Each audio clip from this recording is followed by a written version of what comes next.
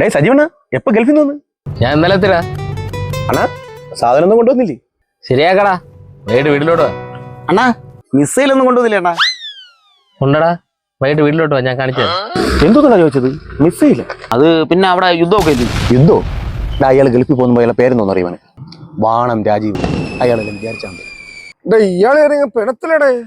എങ്ങനെ പെനക്കായിരിക്കും? ഗൾഫിൽ പണ്ടത്തെ കണക്ക് ജോലി വല്ല ഇരിക്കണം. രാവിലെ കുളിച്ചൊരുങ്ങി റോട്ടിൽ കയറിയിരിക്കും, കമ്പനിയിൽ നിന്ന് കാറ് വരും, കൊണ്ടുപോകും, ഉച്ചയ്ക്ക് തിരിച്ചുണ്ടാകും. വൈകുന്നേരം റെഡിയായിട്ട് നിൽക്കും, കാറ് വരും, കൊണ്ടുപോകും, രാത്രി തിരിച്ചുകൊണ്ട്. അതിന് നീ ഗൾഫിൽ പോയിട്ടുണ്ടോ? ഞാൻ എന്തിനു ഗൾഫിൽ പോകണം? എന്റെ പെണ്ണുപിള്ള 2 കൊല്ലം ഗൾഫിലല്ലായിരുന്നു. അവള് പറഞ്ഞ അന്നേ ഗൾഫിൽ അങ്ങനെ പോയാൽ കാറി കിടന്ന് കറങ്ങായിരുന്നു.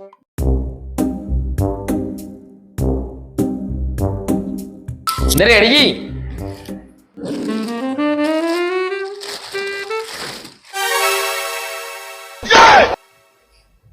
ഒട്ടിച്ചടിക്കി. സ്കോച്ചൊന്നും ഇല്ല അണ്ണ. സ്കോച്ച് വിസ്കിയൊക്കെ അടിച്ച് മടത്തറാർക്കാ. നമ്മുടെ സ്വന്തം നാട്ടിലെ സാധനം അടിക്കാൻ പറ്റില്ല. ഞാൻ ഇങ്ങോട്ട് വന്നു. അപ്പൊ ഇത് മാത്രമേ ഉള്ള അണ്ണ? അല്ലടാ, നിനക്കൊരു വാച്ചും കൊണ്ടുവന്നിട്ടുണ്ട്. വേണ്ടായിരുന്നു. അവിടെ അൽഫാമും കുഴിമന്തിയൊക്കെ തന്നെ അല്ലേ അണ്ണാ? എന്തോ അൽഫാം കുഴിമന്തിടാ. നമ്മുടെ നാട്ടിലെ കപ്പയും മീൻകറിക്ക് ഒപ്പം എത്തുവോ അൽഫാമും കുഴിമന്തിയും? കുഴിമന്തി റെഡി ആയിട്ടുണ്ടേ. പുള്ളർക്കടാ, എനിക്ക് കപ്പയും മീൻകറിയാണ് ഇഷ്ടം. അണ്ണനിപ്പൊ കപ്പ വേണോ? ഇപ്പഴാ ഞാൻ കൊണ്ടുവരും നല്ല ഫ്രഷ് കപ്പ. ഈ സമയത്ത് എവിടെ നിന്ന്? അണ്ണാ കൊതന്നെ ടീമിന്റെ പേരിടത്തിൽ കപ്പ അടപ്പുണ്ട്, ഞാൻ പോയി കൊണ്ടുവരും. ഉമ്മാടെ അണ്ണാ ഇപ്പൊ കൊണ്ടുവരും.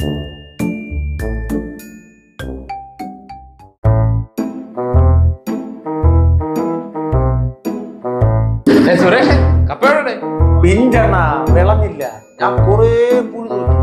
അണ്ണാ നാളെ ഞാൻ ഇവിടെ എത്തിച്ചു.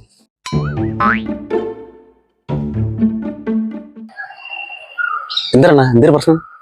എടാ, നമ്മളെ കൊതന്നെ ജീവിന്റെ റബ്ബർ തീമത്തുന്ന രാത്രി ആരാ വന്ന് പുഴുതുക? അയാളെ വലിയ കൊതുവും വെച്ച് കഷ്ടപ്പെട്ട് തയ്യാണ്. എന്നാലും വല്ലാത്ത ദ്രോഹമായി. പന്നിയായിരിക്കും അണ്ണാ. പന്നി തന്നെ ഒരു ഗൾഫ് പന്നി, ഒരു ഗൾഫ് വാച്ച്, ഒരു ചെരുപ്പും കിട്ടിയിട്ടുണ്ട്. പോലീസും ഒറ്റയ്ക്ക് ഇപ്പൊ വരും.